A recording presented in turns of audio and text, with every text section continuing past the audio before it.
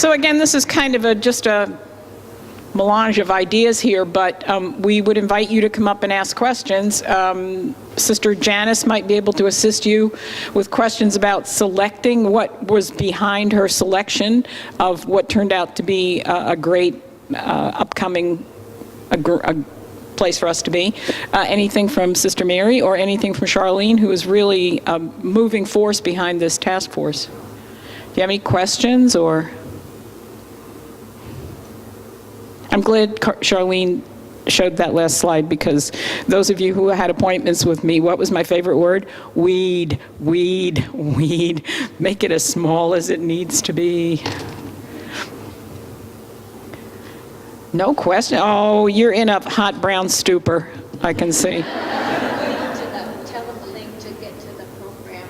We would see if they want more info. Well, we have... You'll have the link to get to the BC conference. I think what would probably be better than offering links here is maybe if we could give the links on the ACWR site. Kathy. Hi. Okay, we have a person. Go ahead, Kathy. I have a question. Now, when I was at the Boston conference and we were talking with other, the other repositories that were considering taking these sisters' records in, the one thing that I found missing was, what do you do with three-dimensional objects and artifacts that the sisters that, bring out the story of the sisters?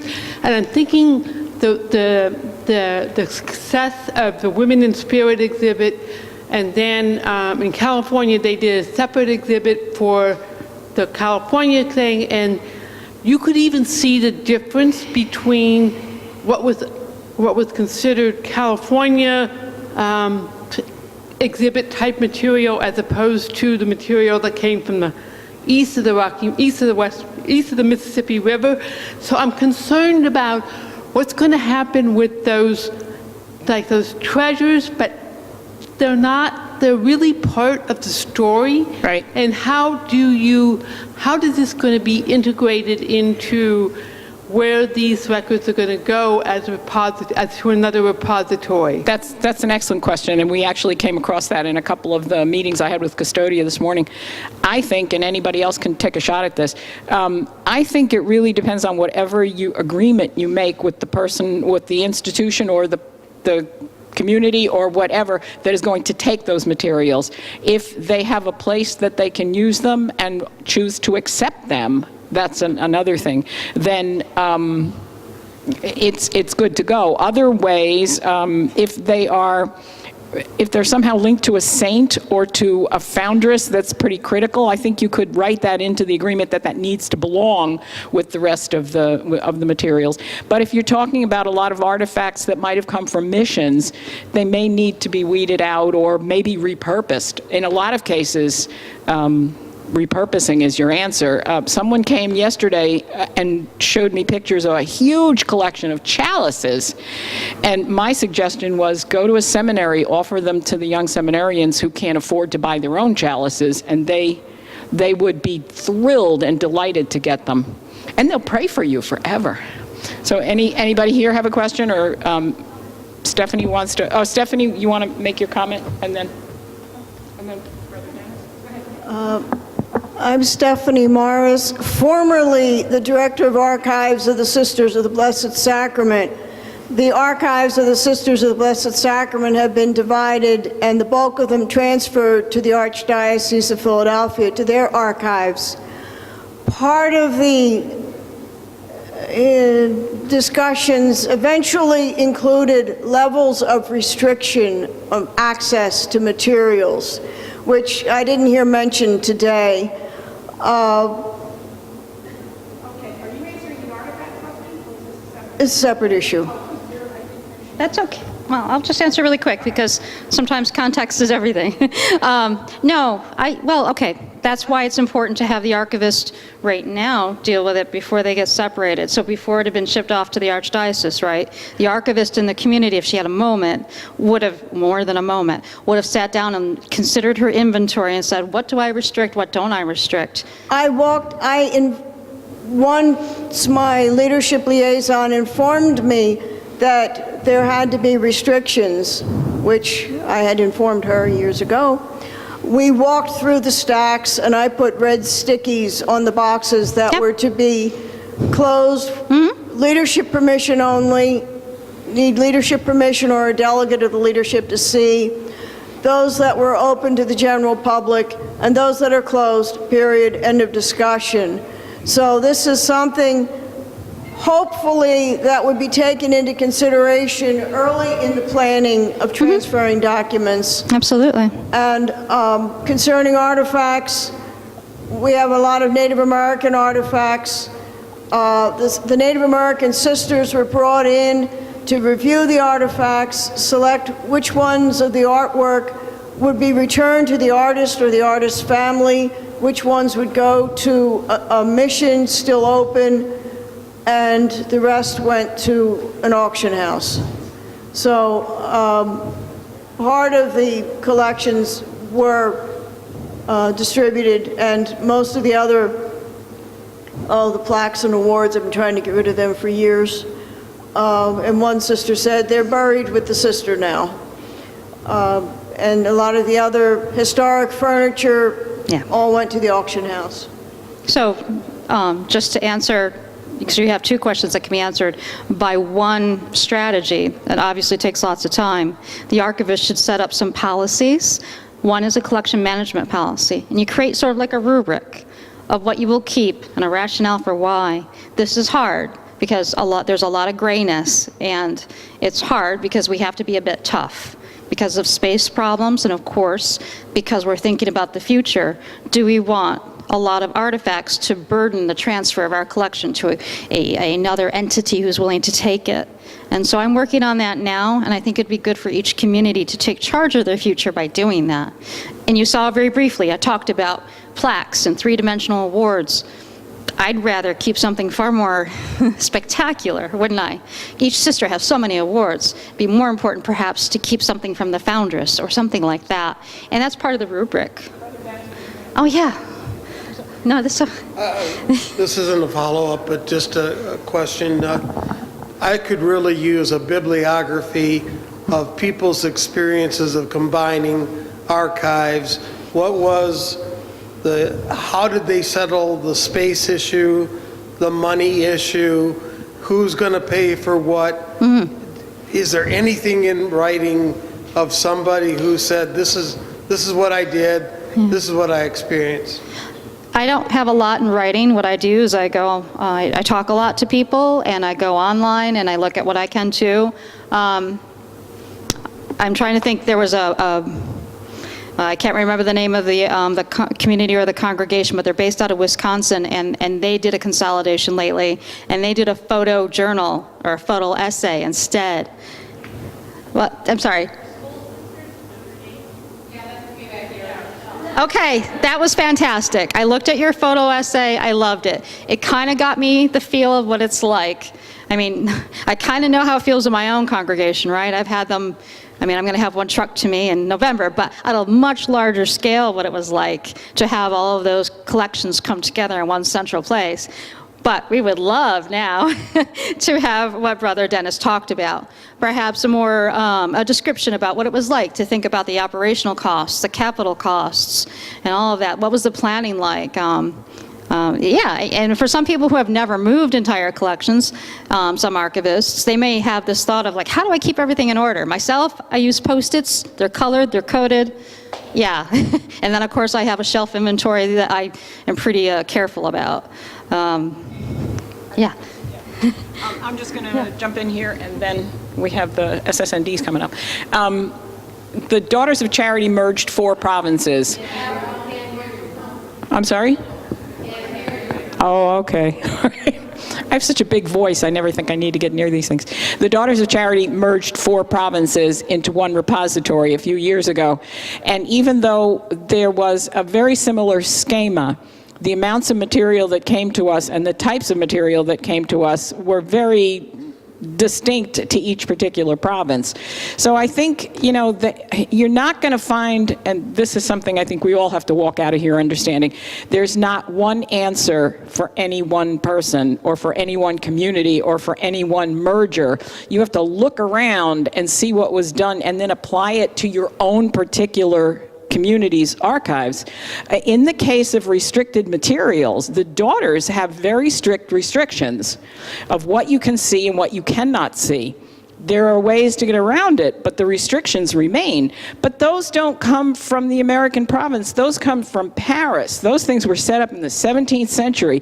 You don't fight that. You just do your job. And you know, that's kind of it is what it is. So you need to go to your leadership about restrictions and find out what needs to be done. But again, it's on a community by community basis. So go ahead. Hi.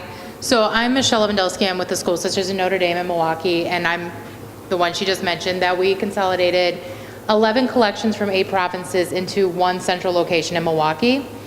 And so most of this was done before I came on board. However, and I understand what you're saying, that every community is different, but if you think it would be useful for me to ask about the process, I could have something written up and I could send it out. If you just think it would be useful to see like logistics of how do we pick a moving company, how did we pay for it, how did we label the boxes, how did we decide on the location? I mean, it took 6 years for this process to come to fruition.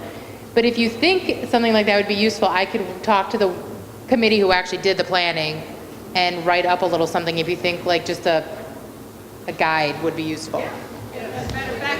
If any communities had large mergers, if any communities had large mergers, if you all would be willing to do that. The daughters used a particular moving company that was excellent. They moved archival collections. So any of that could be put up on ACWR and you have another resource. Is that good? I'm not sure that. Mention is the other ad, we actually moved stuff from Canada and there's a whole nother layer of moving stuff from another country. I'll add that too in case anybody else has Canadian collections as well. Yeah, there's some government issues with that, which can probably be overlooked by digitizing things and sending them. But anyway, any other questions? Yes.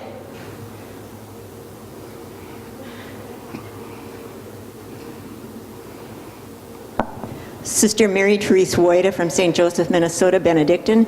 We were fortunate, we had a lot of artifacts too, and in the past, I think in about 2000, we were fortunate to build a museum in which we store all those things and have exchange. We have an exhibit hall, so we exchange the exhibits, and our gift shop is in that same location. So it's a wonderful draw for tourists and local groups and school children, and that's how we've dealt with it. Yeah, that's great. If you have a place to display the stuff, put it out there, and it's a good way to get people to understand what your community might have been like.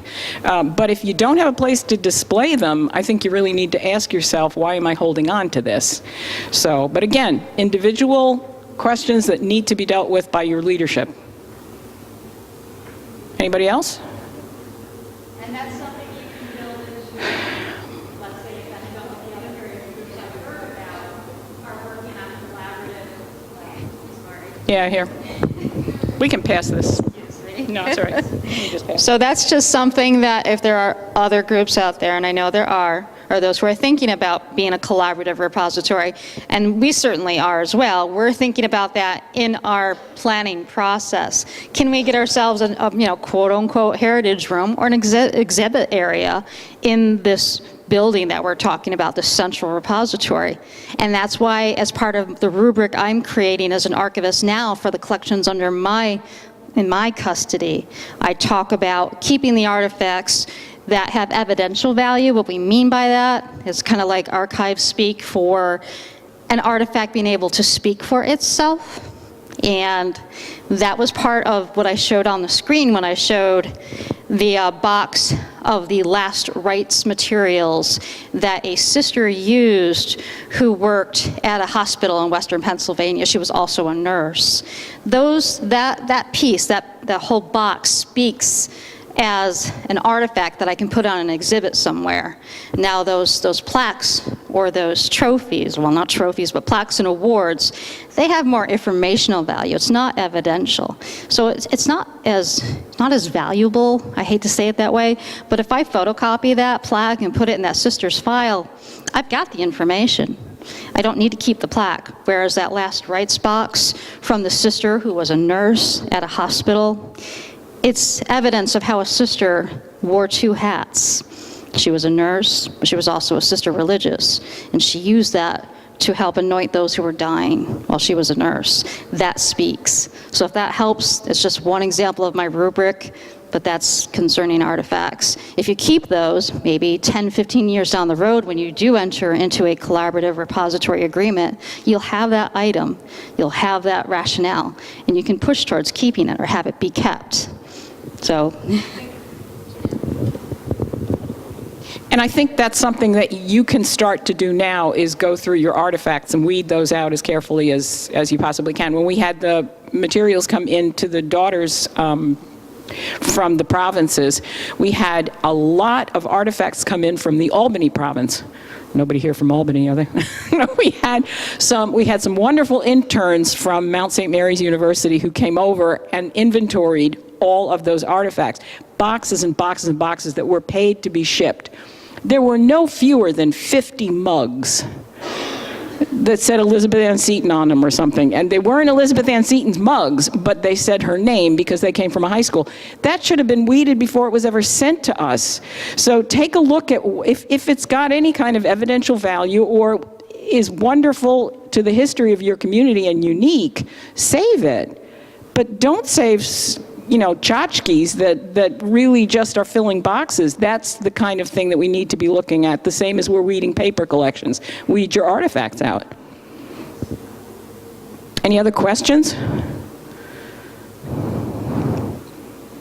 So we've answered everything. You can all go, and now you know exactly what you need to do. Well, I think the best thing that we can offer is you've got a list of the participants.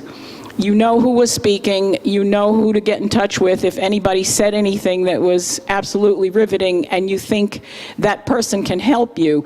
You can contact me, you can contact Veronica, you can now contact Lisa Gibbons, and if you have any Custodia type questions, and once we meet you, you're ours or we're yours forever. We'll always be there to answer emails or any questions. We're just going to offer some sane, we hope, advice. But your answers come from your leadership, from what your communities have done in the past, and where you want to be in the future. And one thing I was telling the Custodia people that I met, or the people I met with this morning for Custodia, is try to convince your leadership that the audience has changed. It's not the sisters anymore. It's people like the people who are looking at the tweets of the Spanish flu epidemic going, oh my God, there's this neat stuff that I could go and look at. I need to contact these communities. We want it out there, we get it out there, but that changes your audience, and that also changes our jobs. And just one thing I wanted to say that was kind of what Monty was talking about and what Sister Ray Marie said. I'm loving talking to the other lay archivists and hearing come out of our mouths, we do this, we do that. We're kind of, my husband keeps joking with me and saying that the RJMs are absorbing me. So I think it is. It's, you can trust us because we've become an extension of you. And that's one of the best things I think that I came out of this knowing. So don't be afraid of hiring a lay archivist. Okay, so if you have, sure. My name's Jennifer. I'm with the IHM Sisters from Monroe, Michigan. Something you just mentioned, and it carried over what Monty was talking about last night, and leadership and getting the information out to leadership. And also in one of the sessions earlier, we were talking about keeping track of requests and talking about file drawers filled with papers, and I inherited file drawers filled with papers and realized that they had a standard form, and here's what we filled out every time somebody asked for something. And that lasted for about a day. I said, I can't do that. I can't have a stack of forms. So I used Google Forms, which is what you use for surveys and things like that, and I created something very simple, and we've adapted it over time. and it's just myself and my 2 assistants who might fill something out. But every time somebody asks us for something, not when they bring us something, but when they ask for information that we can provide them, we go to our, I have it bookmarked, and we fill it out with who filled it out, what they asked for, and who they were in relation to the congregation. And whether it was an IHM sister or an associate, and then we broke it down in several different ways. And after I had been there a year, I wasn't asked to, but I did a 1-year report. I gave it to my supervisor, who's one of the mission counselors, and she shared it with the others in leadership. I had done pie charts, and I had shown them everything, and they were floored. They said, well, what is this category where 27% of the questions were from people who weren't sisters, weren't associates, weren't staff? I said, they're your former students. They're genealogists. They're, researchers from universities, and they saw it in color with, slices and all that. And they said, we had no idea. And I thought it was obvious because I take the calls. We know who these people are asking for the information because we talk to them and read their emails, but leadership didn't know. And I was really, really patting myself on the back that I thought I did it for myself as much as anything. Yeah. But to let them know this is where the questions are coming from. And they really enjoyed having that information. Great, yeah. Well, do you have something? I just want to say that living in the community where the archives are located, which means I see Dee pretty much every day, it is so important for those of you who are lay archivists to realize the impact you are having on the sisters in the communities that you are representing. Because what happens is all of a sudden the archives take on a whole new life. And I have noticed that in my own community. A sister was named to be the archivist, and she did her job, and usually she was, tucked away with all the documents and the artifacts and getting everything in order.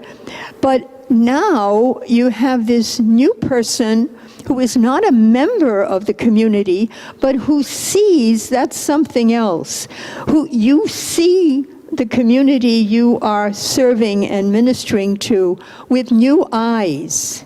And that helps us.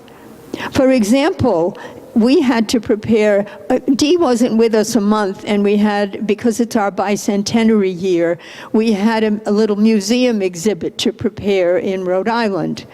And Dee, of course, became responsible for this. But what she brought to it was a whole new view. She said, your sisters at the very beginning of your congregation were involved with weaving, silk weaving in Lyon, France. She said they came to Rhode Island, to Woonsocket, which was a mill town, where the immigrants were doing weaving. They were working in cotton mills. They were working in woolen mills. So the title of the exhibit became Weaving Hope. That would not be something that the sisters would have seen, but it is something that our lay archivist who came with new eyes and sees our history within another, it's like from another point of view. And that is, for me, is a great gift to our congregations. Thank you. Okay, are we good? We all know what we're doing. We know that if you have questions, you can contact Custodia, and we will answer quickly and swiftly and give you advice. No answers, really, but give you advice. Okay, I need to thank our 3 speakers today and thank them for behaving so well and politely under the constraints under which I put them.